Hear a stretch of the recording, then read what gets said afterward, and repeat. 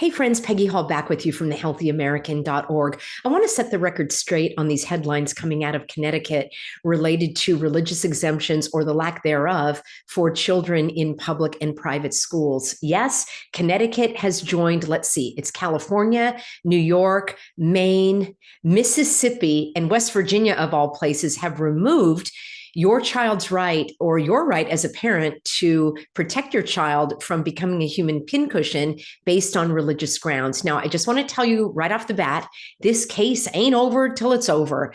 And I want to break that down for you. And I want to bring you the absolutely despicable list of cocktails that these innocent children are required to be injected with before they can attend even preschool. So it's quite disturbing. And this comes also, these recommendations are from the CDC, but there are many things that are so troubling to me about this. So let me break it down for you in just a moment. I do want to thank the sponsor of the video. So we're going to hop on over. Just give me a moment here as I let you see what's going on. I'm going to share my screen and we're going to go right on over to noblegoldinvestments.com. They're a longtime sponsor. I'm grateful for my sponsors. That's how I'm able to bring you this information at no cost to you. In a world of economic uncertainty, safeguarding your retirement savings is more important than ever.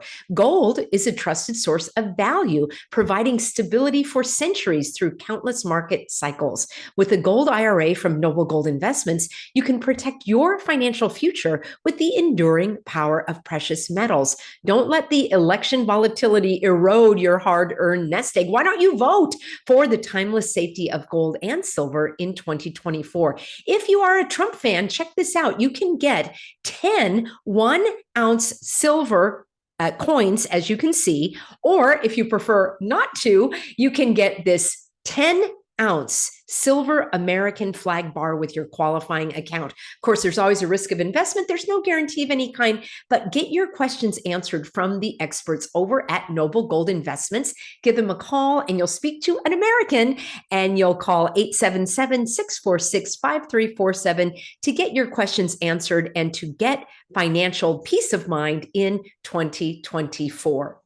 Friends, let me break down what's going on in the state of Connecticut. We heard some time ago that the Supreme Court of the United States refused to hear this case about religious freedom in Connecticut, and everybody moaned and groaned, rightly so, but it ain't over till it's over. The Supreme Court declined to hear the case.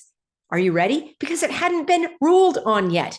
This case was brought against the governor in Connecticut by a mom who said, I want to protect my child. And based on our ability to practice and observe and worship the way we see fit, we don't see fit to have our child become a human pincushion. So this is still in the court. It's still in the lower court called the Superior Court of Connecticut.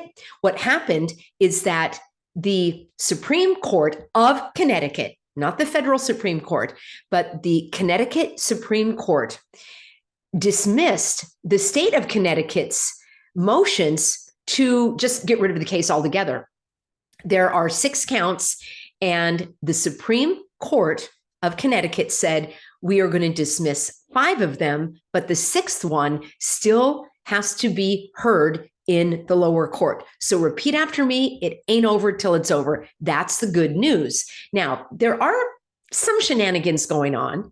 And the reason why I say that is because I've been in court against the government, the County of Orange in the state of California. And I tell you, they'll pull out all of the stops to prevent this from going forward. In fact, let's take a look, shall we, at the Attorney General for the state of Connecticut, and we'll hear what he has to say. So let me share my screen and we're going to hop on over, and you are going to see the Connecticut Attorney General. There he is, William Tong. I did a little digging on William Tong, and we are told that he was born in the United States. And what I found out is that his mom came to the United States via Taiwan. I don't know if she was Taiwanese or from, communist China. His father was from communist China. I just putting it out there for you. So here we go. He says that it's a great thing that the Supreme Court of Connecticut ruled on 5 of these, dismissed 5 of these charges. And then he says, in fact, I'll read you his exact words. He says that the plaintiffs in this state court challenge alleged that the elimination of the religious exemption violated the Connecticut Constitution, and it did, and the United States Constitution, and it does, and Connecticut's Religious Freedom and Restoration Act. I want to talk about that in just a moment because I think that is a little bit of a red herring, and I don't care for the Religious Freedom and Restoration Act. Connecticut was the first state to create this Religious Freedom and Restoration Act, and you're like, Peggy, what's wrong with you? It sounds amazing. Of course we need a Religious Freedom and Restoration Act. That would be a big NO, and here's why. The wording in this law, which, by the way, was modeled on the United States, the Federal Religious Freedom and Restoration Act, which is what was brought up in the lawsuit that I broke down for you about the Navy SEALs. Again, I'm no fan of the outcome of that for a couple of reasons. And let me tell you what this Religious Freedom and Restoration Act actually says. Okay. First of all, we don't need it because we have a constitution, and the Constitution says that you have a right to worship the way that you desire, that your conscience is what you are going to follow, and that no law can be made to persuade you to follow some kind of government religion. Your Honor and jury, I would submit respectfully that the United States and these individual states have created their own government religion called cooties, and they want you to worship at the cooties altar. So I reject that. But let me tell you what's wrong with the Religious Freedom and Restoration Act. It starts out by saying, the first paragraph is fantastic. It says, oh, everyone has a right to worship the way they desire, and the government should never get in between a person and their God-given conscience in the way they want to worship. Okay, I'm paraphrasing. But then it goes on to say, except if the government has a compelling interest. Wait a minute, there is no except when it comes to our rights. So I don't care for this law. Now, it was created in the state of Connecticut in 1991 or 1993. So you know the concept of incrementalism, where these laws are put in place and they sound good from the get-go, but then now the rubber meets the road, and this law says that the government has the right to trample on your religious beliefs. Did you hear me clearly? If it can prove that it's for a compelling government interest and if it's in the least restrictive means possible. And that's exactly what the state of Connecticut is saying. It's saying that due to public safety, all children have to become human pincushions because no, I don't know. Let me break this down again. So you're telling me, well, here's what William Tong, the Chinese, here's what William Tong said. William Tong has said that when it comes to public health, you have no religious rights, all right? And that's wrong. Here is what the state of Connecticut has in their constitution. It says, the first article, section 3 of the Connecticut Constitution says, the exercise and enjoyment of religious profession and worship without discrimination shall forever be free to all persons in the state. Okay, that pretty much sums it up. The law does go on to say, provided that the right hereby declared and established shall not be so construed as to excuse acts of licentiousness or to justify practices inconsistent with the peace and safety of the state. All right. I don't see how this Connecticut law removing your religious right to be exempt from becoming a human pincushion, it absolutely violates this law. Now, here's where it gets even more interesting. The states that I mentioned, California, New York, Maine, now Connecticut, and Mississippi, and West Virginia, that I thought was a peace and freedom-loving state, all of these states still allow for medical exemptions when it comes to the cocktails. So think about the hypocrisy. You can have a child in the classroom that is not a human pincushion because a medical doctor attested to the fact that this would be detrimental to the child's health and well-being. So that child is allowed to go to school in the classroom with all of the others, the teachers, all of the events, all of the activities. That's okay.